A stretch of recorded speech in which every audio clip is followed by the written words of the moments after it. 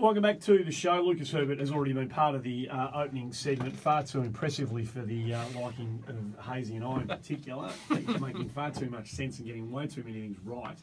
But it's time to turn the blowtorch on, not the blowtorch, the spotlight on you and have a chat about where you're at and where you're heading. Sure, there'll be a blowtorch here There's in a minute. no blowtorch here, mate. We're a big fan. You know you've listened occasionally. I think you have anyway, and you know that we're big fans of what you do on this podcast and very enthusiastic about what you're going to do. No, bugger it, I'm going to blowtorch you. Right. Tell us about how significant the Canadian visit was for you and the results that you achieved up there.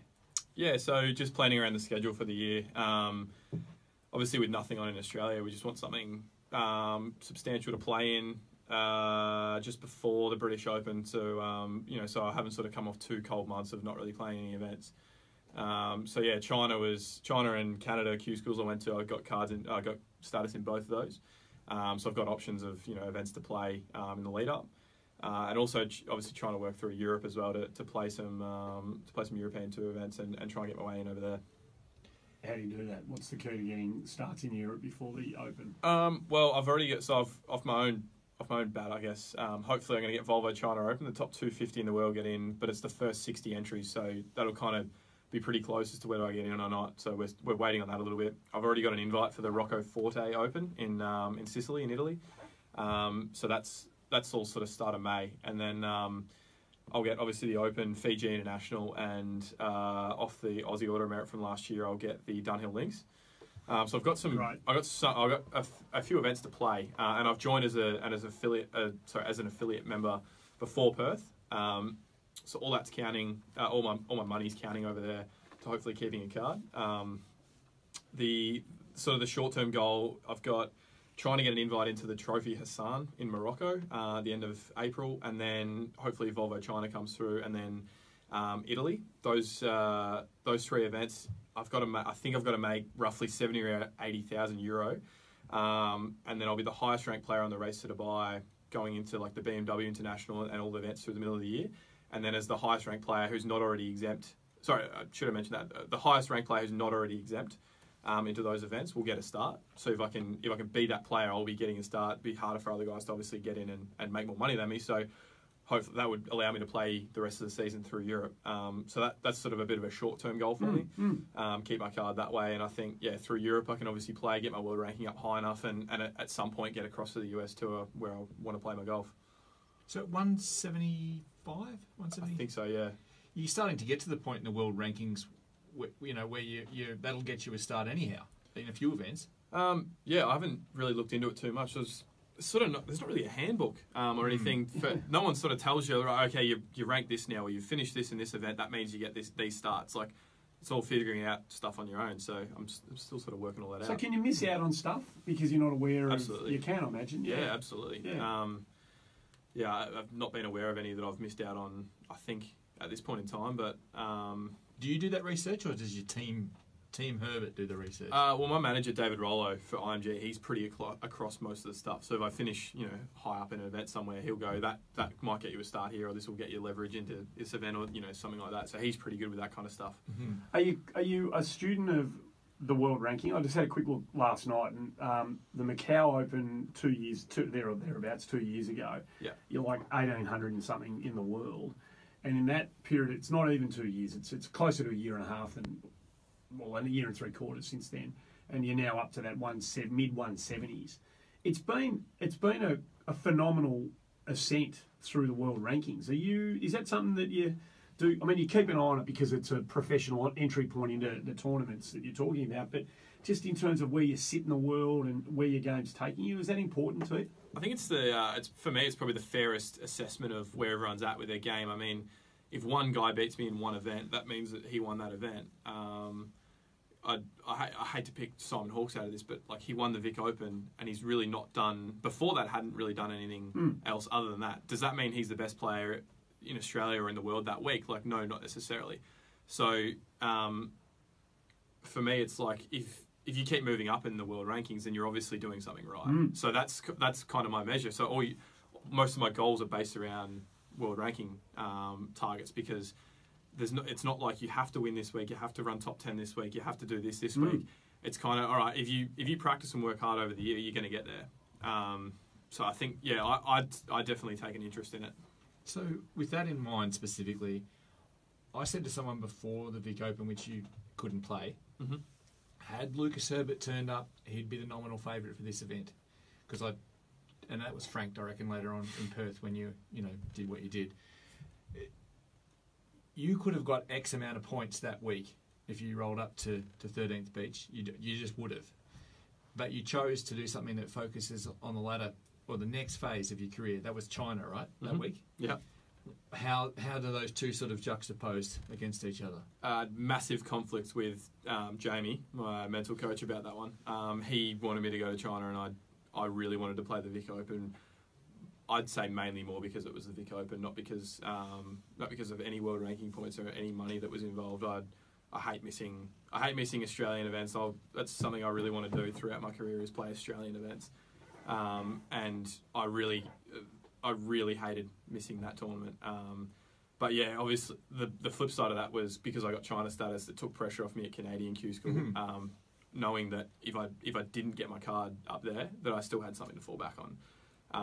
So it was kind of 6 one, half dozen the other in that respect, and that it was probably going to be beneficial both ways.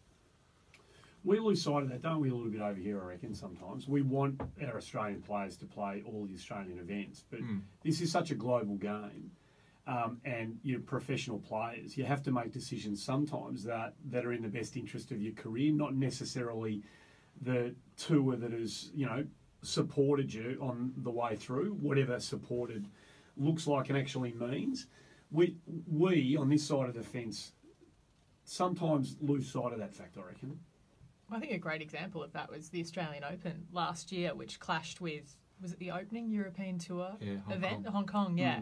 And so I think it was Scott Hand and obviously Wade were elsewhere. Wade and there was quite a few guys that went play that because the field that week for them was weaker. So it made sense that for them to be able to go out and get their season off to a great start. And if you ask them, none of them want to miss the Australian Open. But if they had felt like they had a choice and that that week wasn't really setting up their year, it'd be a different story. But, I think it was what Lucas did was really clever with the Chinese, the Chinese Q School. Because I remember talking to your coach, Dom, about it and saying, why is Lucas not here? And spoke to Jamie that week of the Vic Open. He said, because we want to get that so that he can go to Mackenzie Tour without thinking about it too much and being able to play freely, and it's actually panned out exactly that way. For me, though, I've scheduled in the Australian Open and the Australian PGA and the New South Wales Open at the end of the year because I really want to play those events. Attaboy. That's something that I want to do throughout my. If I make it as a top 50 player, top 10 player in the world, I really want to make a point of trying to come back for our Australian events because, I know we all loved it. I loved it last year playing with J-Day and watching him play. And I was like, I want that to have, if I'm ever that good, I want to have that effect on other players and fans throughout the game. And I know, I've got mates back home that play, club level golf, and they all, for whatever reasons, they maybe don't like some of the Australian golfers as much because they don't come back. Yeah. And it's like, sometimes Jason is referred to as, not really Australian because he doesn't come back for our events. And that's through a whole bunch of reasons. And as a professional golfer, I understand what's going on with him. I can understand why he doesn't come back. But personally, I've made it a real point that I want to come back and play those events at, hopefully if I'm top 10 in the world or something like that. But it's a good point that the guy in the street in Bendigo doesn't see it that way. Yeah, and that's a problem with sports sometimes as well, is they don't quite see the underpinning arguments and reasonings as to why players make the decisions that they do. They only kind of see at the end of the day that Jason Day decides he doesn't want to come back and play the Australian Open because he wants a week off, or Leash wants to. At the time, Leash wanted to play the Hero World Challenge, the Mickey Mouse event, as I think you called it, Hazy. That was the edited polite version. Just a cash grab in the Bahamas for them, basically at the end of the year. I can see it from a pro golfer's point of view why they would want to do that. Absolutely. But I can also see it from a sporting fan's perspective back in Australia. It was even they released that LeBron and Steph Curry and a few guys were going to come out and play a basketball game in Melbourne. Oh, they are next year. Yeah, next year. And you look at the excitement in Australia because we watch all that stuff overseas, and like those guys wouldn't understand how much the basketball community in Australia would love to see them come out, and how we would pack. It's at Etihad, yeah. Etihad. We would pack Etihad out to watch that game. There's huge pre-sales interest already, and all the courtside seats are sold, and that's a really good point, mate. Correct. And they couldn't possibly foresee the interest that'll generate, and aligning this with golf down the track, the importance this will have on young basketballers. And if you say that, what can we do with young golfers? It's critical that we get these names down here and you guys coming back to support everything.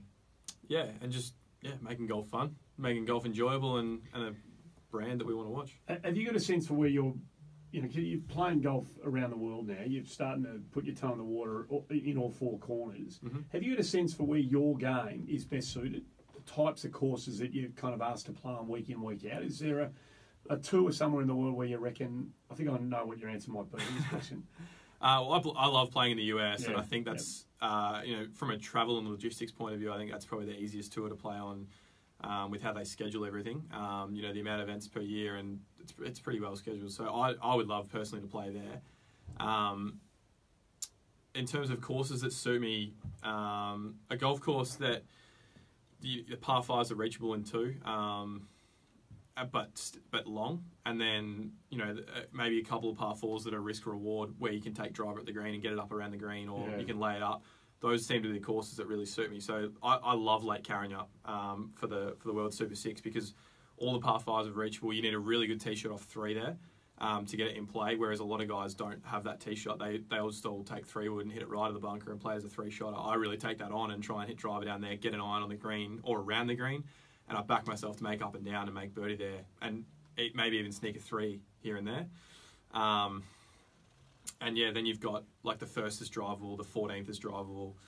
There's one other hole in there. I think you 10. can knock it really close. Yeah, 10. You can knock it really close as well.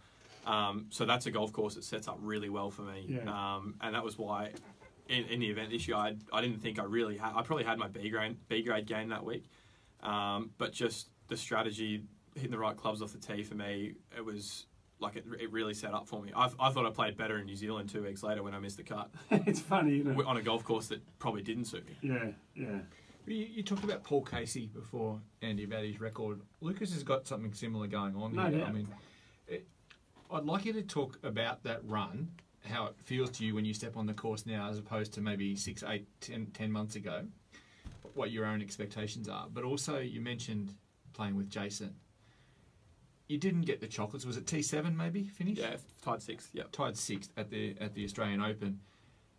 That experience you got there, aside, I mean, I know you would have liked a bigger check. Everyone understands that, but that's money can't buy, isn't it? Yeah, as a team, Jamie, me, Dom, we all probably agreed that I probably matured 3 years in 2 days there. Wow. Yeah. The experience that I got from that was unbelievable. Just being exposed to seeing how he played, and then even the confidence that I get within myself that I played the way I did for 27 holes with him, and didn't I was. If you talk to Jamie about the Saturday morning there, he flew. Our time he flew LA to Melbourne's Friday night, the overnight Friday night, Saturday morning, and he woke up to a message from me Saturday morning like, "Hey mate, how do you go about like living?" Like normal life, because I don't feel like I can't do it. I've forgotten how to do it. I don't know how I slept. I was just buzzing. I was super nervous, which is I hadn't been like that in a long time. So the experience of playing well, in that in those circumstances was really good. And even to be honest, on that last day, I thought. I knew Jason really wanted to win an Australian Open, and I knew that probably pretty much all the pressure was on him. No one was really expecting me to play well. So my tactic was if I make birdies early and put the heat on him, I think I've got him because I even saw some things maybe on Saturday that I was like I think I've got him covered in that area. I think he could get better in that area, and I've got him covered. He's obviously got me covered in a lot of areas, but I thought there was a couple of little things that if I can play to them, if I can challenge him in those areas. I think I've got him. And that was, I thought if I can make a couple of birdies early and put some heat on him, I really think I can beat this guy today. And I did. I made some birdies early and put some heat on, and I had him in a good position. Unfortunately, through my own doing, sort of unravelled on the back nine there. But like that carried through to the next week. I was wrecked at the PGA, like so tired. And thankfully, the PGA gave us morning tee times every morning, so I got a sleep in. And by Sunday it was like nearly fell over walking out of the scorer's tent, but still ran tied seventh because I had that buzz of the week before, and then Singapore was the same thing. I get it up around the lead and I feel more comfortable, and then Perth get up around the lead, I feel more comfortable. And it's like you can bring a B or a C grade game and still be like, I'm good enough that doesn't matter. That was massive. So tell us about that run you've had where you have that string of top 10 finishes. You start to bank some checks. And some of your press conferences during the Australian Open were fantastic because there was a real fresh interest in Lucas Herbert and a profile that you were getting as by virtue of your, where you're sitting on the leaderboard. And on one of the press conferences, you talked about just the money pressure of being a pro. Can I afford to play next week? Can I afford to get to where I want to go? You're going to make more money than you've made through this run, but presumably you've got a bit of money in the bank now, so you can kind of lay it out a little bit. Yeah. How big a difference does that make to a young pro? Yeah, absolutely. And I think there's a couple of different levels of it because personally, like I invest quite a lot of the money I make straight back into me and getting Dom, Jamie, my physio Simi, my caddy, all trying to get all of them to an event, because when they're all there, like that's less stress for me, and they can see what's going on more. They get more access to me. They can learn more. We can develop more. So for me, like, it's not about just being able to get to another tournament. It's like being able to take the whole team there. Yeah. So that way, like, we can do more learning. And that I think that's a massive attribution as to why I've got to 175 in the world and hopefully keep improving, is because, it's not about, all right, we just banked 110 grand in Perth. Like, let's go and buy a new car. It's like, no, like all that fun stuff of, buying all that stuff, that's for when I get to the US tour and I can go and run 30th and buy a new house. Like, that's for all that. Like, I'll worry about that when I get to that point in my career. Right now, it's like investing back in myself, getting those guys at more events so that I can get to that top 50 in the world and chase the dreams that I want to chase. That's great. Well, it's nice to see it coming together as well, because I remember talking to your dad before one of the rounds at the Australian Open, and he wasn't nervous, was he? He's never nervous. He was cruisy. But yeah, and Lyndon said to me that I said, does he have any backing? And he said he's got one sponsor. And it was the chest, like left centre chest. Yeah, mate from back home, Shane Muir, Engineering Consulting. Plug that in there. Yeah. Well done. And so, but and I said, is anyone else on board? And he's like, no. He's got no help. And just yesterday, you were announced as part of the Golf Australia rookie squad, which is great. It's your first crack at it, and that's a big amount of funding. I was part of it for 3 years myself, so I know what a big deal that is and the financial pressure that takes off. And it's been a credit to Golf Australia. But so 9 people in the squad, but you've got someone like Ryan Ruffles who's playing over on the Latin America PGA Tour, and it's his third year in it. And so then you've got someone like Lucas who's been on our radar consistently the last 2 months. It's finally getting a nod at it. So congratulations on that. And that thank you. Pretty fun to have that behind you. Yeah. Hazy advocated it for you. Hazy pushed real hard for that. Really? You're a great bloke, Hazy. I would have bashed the door down, to be honest with you, if you hadn't got a gig in it. Yeah, look, I'll be pretty honest. Like, when I finished as an amateur from the national team, it probably didn't. The relationship didn't end well.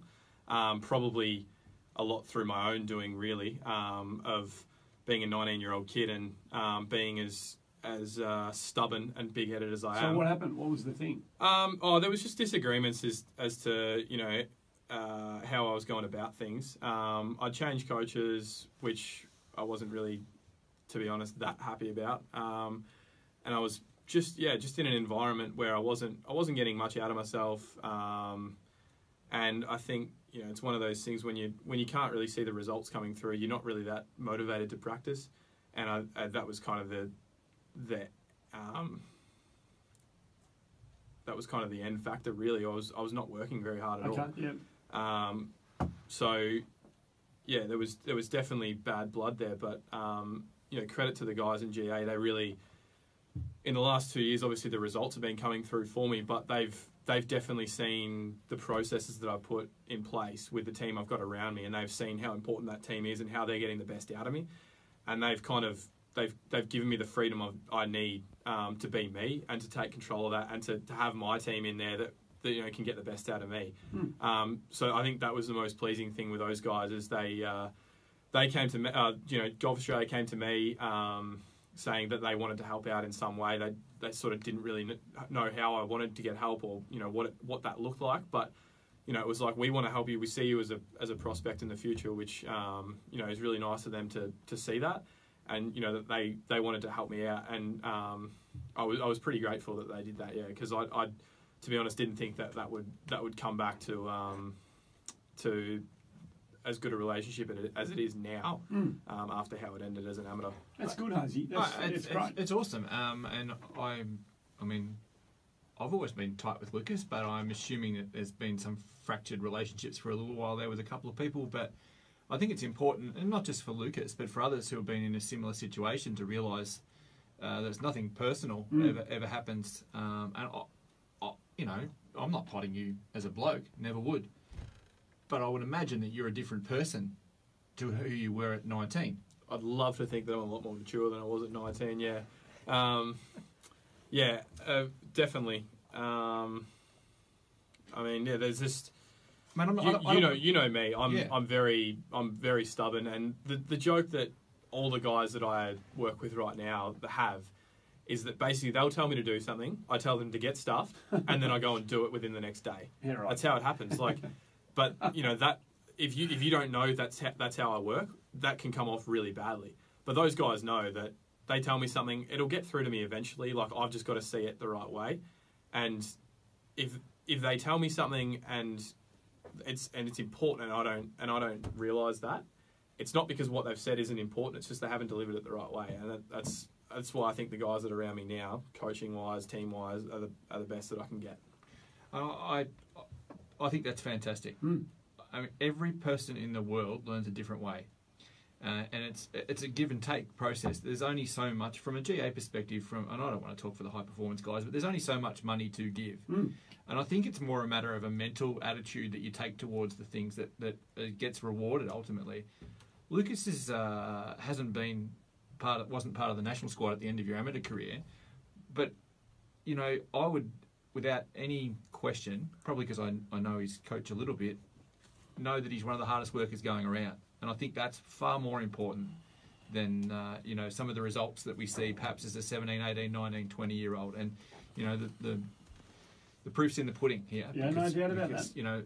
You wouldn't get from where Lucas was 3 or 4 years ago as a promising amateur to a burgeoningly, if there's such a word, successful professional. I think the best thing they ever did was basically kick me out of the national team because I got my arse into gear. There you go. And that wouldn't have been the intended. That wasn't. But that's a consequence of that moment in your life. And you know what? You're here, so of course we're going to say nice things to you. But it's a credit to yourself that you didn't spit the dummy, go and get on the grog, put on 15 kilos, and just become a +3 marker back in Bendigo somewhere. Yeah. Because a lot of people in that situation as a young golfer could go, up yours, get stuffed, I'm out. If you don't want me, I'm not. But you didn't do that. So there was obviously a higher calling somewhere, and through those circumstances you found it. So that's fair enough, isn't it, Al? That's kind of how life rolls sometimes. Completely. Isn't it? Knowing Lucas the way that I do now, to think back to a point where he could have got kicked out of anything is very foreign thinking for me, because I'm ready to set him up with half of my friends under the age of 25. So, well, what are we waiting for? So anyway, I think that's as big a compliment as I can give. What do you reckon you're better at? Are you better at pure playing, like ball striking, golf course, strategizing? Are you better at that, or are you better at competing? Do you reckon? What's your competing? Competing, yeah. Yeah, absolutely. I hate losing. So yeah, that's.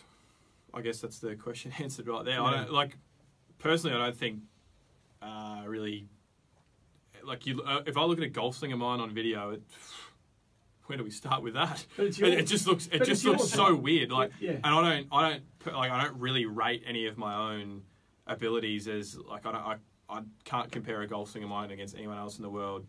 I don't none of it feels like it's really that good. But I get under pressure and it's I know where the ball's going. That's all I care about. Yeah. I think that's great. We're a couple of days we're nearly a day away now from the World Match Play Championship in Austin, Texas.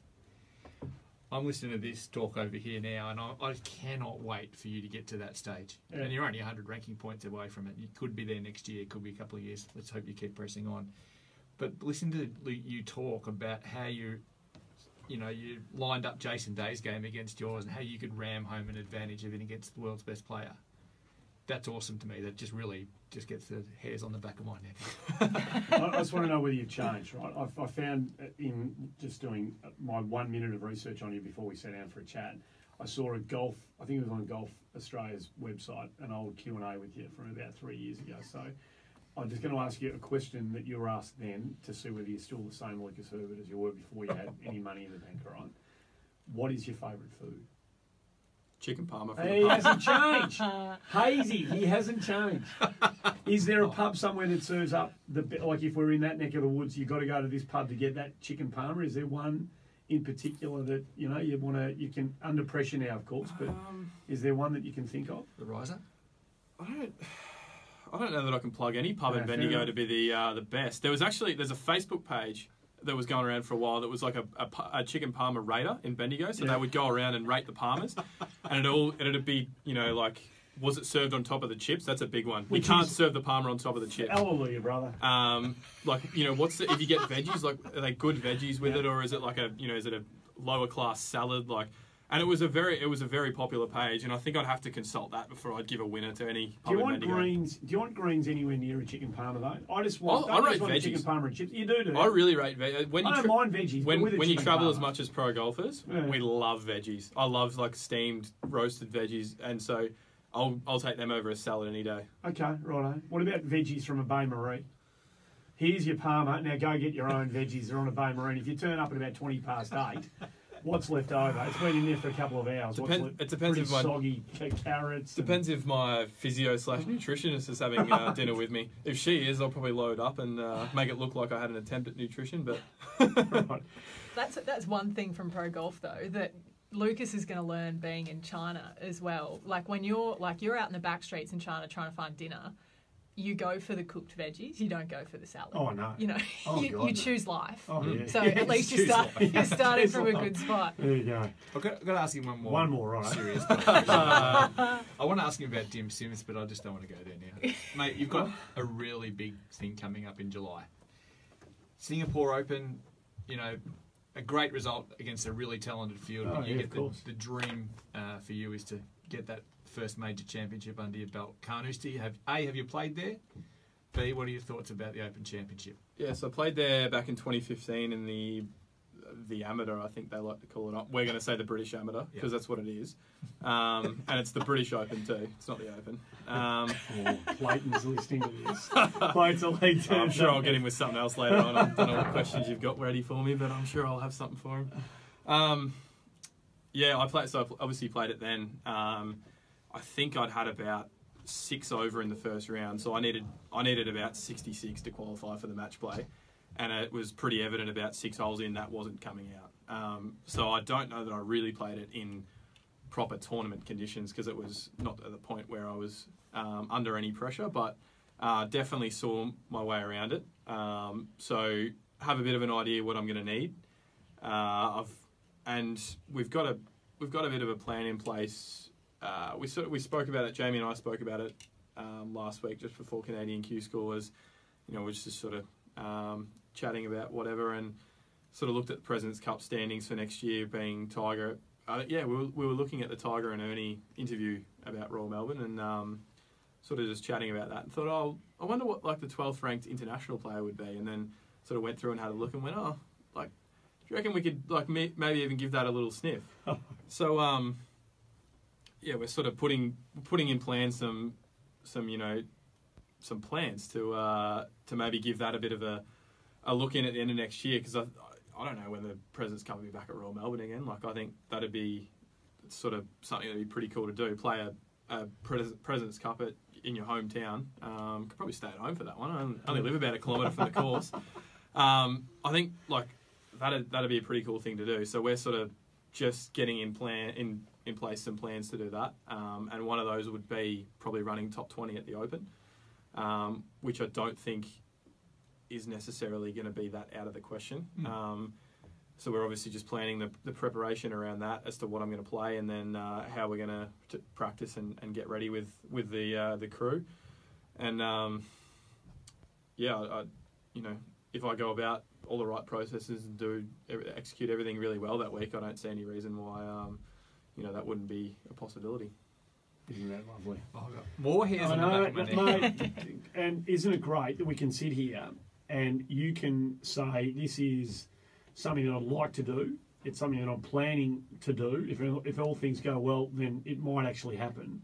And I don't think anyone sitting around here in the back of our minds is thinking, this bloke's kidding himself. There's no way he can do that. Well, I'm not thinking that's beyond you. I wouldn't put a cap on what's capable for you at all. So why would you? You know what I mean? Like, have a crack. Why not? It feels like the things that I'm probably not capable of doing right now, it's like, well, in the next 2 years, you get more experience, you learn more things, and they will become possible. For me, I don't know. I don't see any barriers for me. It's like, I don't think I'm ever going to be able to do that. It's kind of just, all right, we'll see how things go and keep executing the right plans, and it can only take us as far as we can go, really. Herbert v. Kuchar, singles. Match It all comes down to that. How exciting is that? I feel like the profanities that Cooch would say as opposed to me would be. I feel like I'd throw a lot more untelevisable words in there than him. Have you seen like his some of his spits that he does after a bad shot and the things he says? They're just like, he's obviously got young kids, so he's just used to saying them. They're absolute gold. Go and find them on YouTube. Gosh darn it. Yeah, it's There's like, a lot of that. Gosh, Matty. There's a lot of that. Sorry, I do have to ask him one more because Clates will kill us. Oh, go on. All right. But try and keep this short if you can. You got to keep this short, Lucas. Oh, this is not easy. Everyone in this room for the past 34 and a half episodes now has been pretty much pro rolling the ball back. The distance debate. You are the lone wolf now. You are the one who doesn't advocate for that based on what we read. Why? You said a short answer. To be honest, I don't really mind if they roll the ball back. Personally, I don't have an issue, and I think I've tried to make that clear. If they want to roll the ball back, that's fine. I think that's probably really only going to suit me. But I think the things around the golf industry that it affects are going to have worse effects than what it'll have, because 5 guys in the field every week hit it over a bunker that shouldn't be able to be hit over. So too much change for too few people. Well, I think is it bifurcation? Is that how you say it? Yeah. I think that can only hurt. If you're a golf manufacturer, why would you make a ball that? Why would you make a pro-only ball if you're going to have a ball for the professionals and a ball only for the amateurs? You can't. Pros are not going to buy their own golf balls, so you're going to have to make a golf ball that you're going to give to all the pros. And then how are you going to market? Okay, a pro plays a Titleist or a TaylorMade, but you as the amateurs play a completely different ball. So why would they even?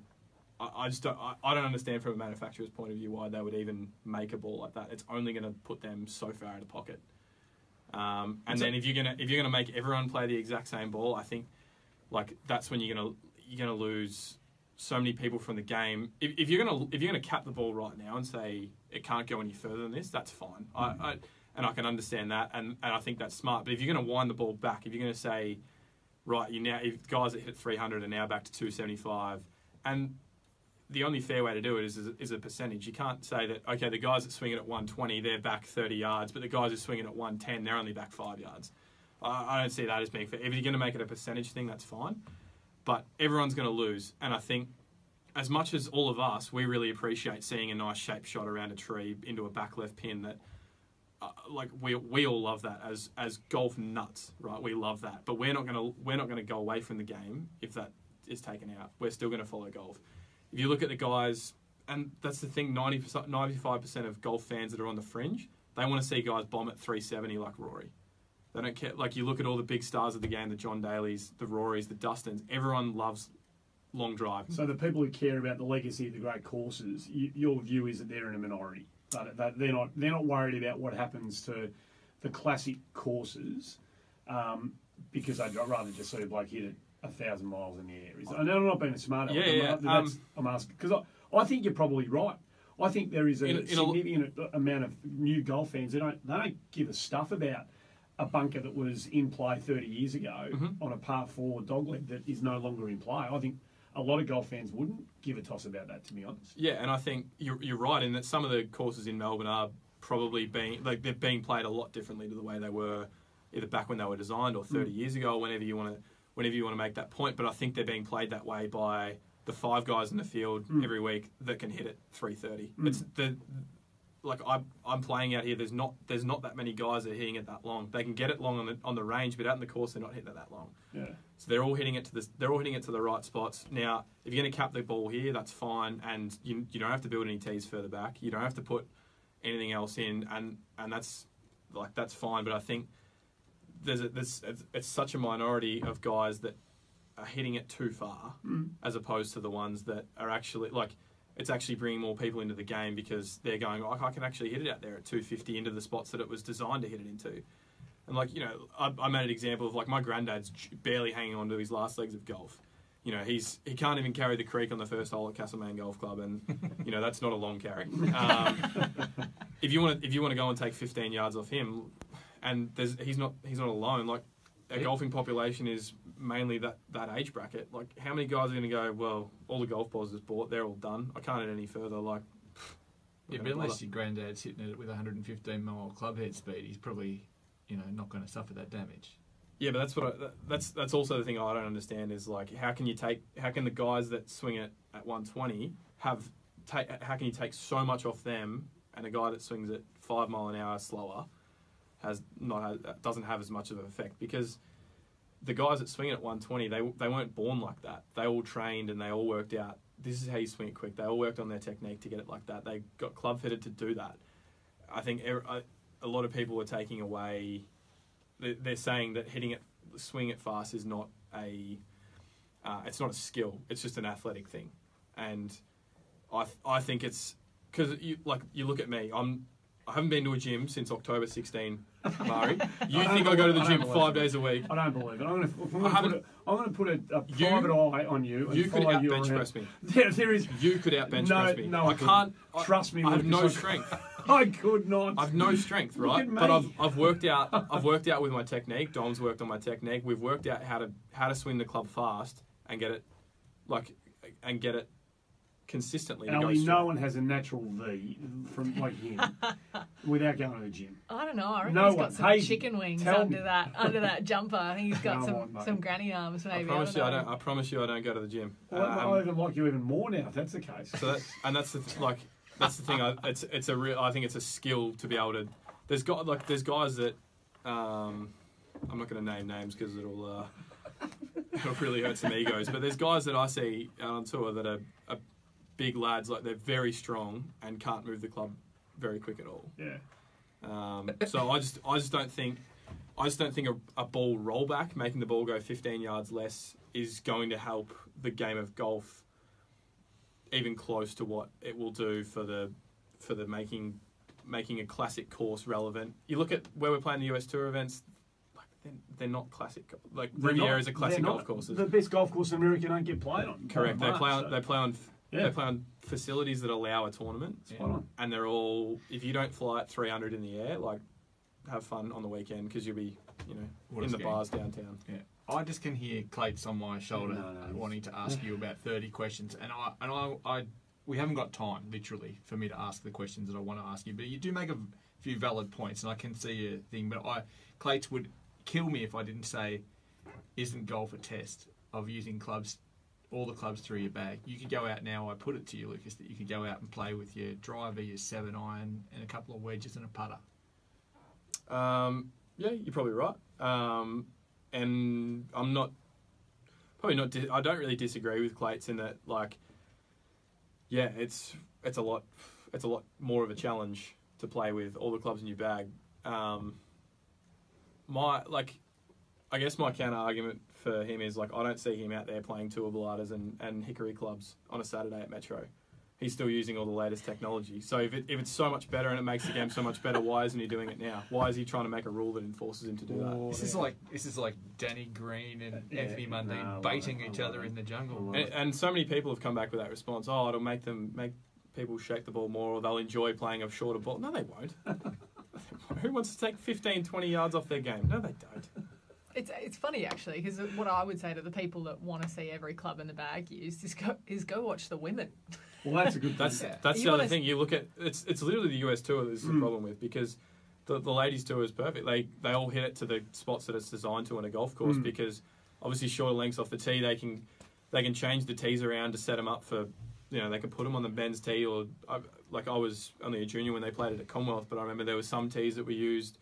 They were using the men's tees, some were only the women's tees, and the women's tour is perfect. It sets up really well for them. That is true, and that's why it's so pleasurable to watch the women's tour. But I don't want to see too many 11 wood, Sally. No, that's the only thing. The last time a 3-iron or a 2-iron was in Inbee Park's bag was when she was 3 years old.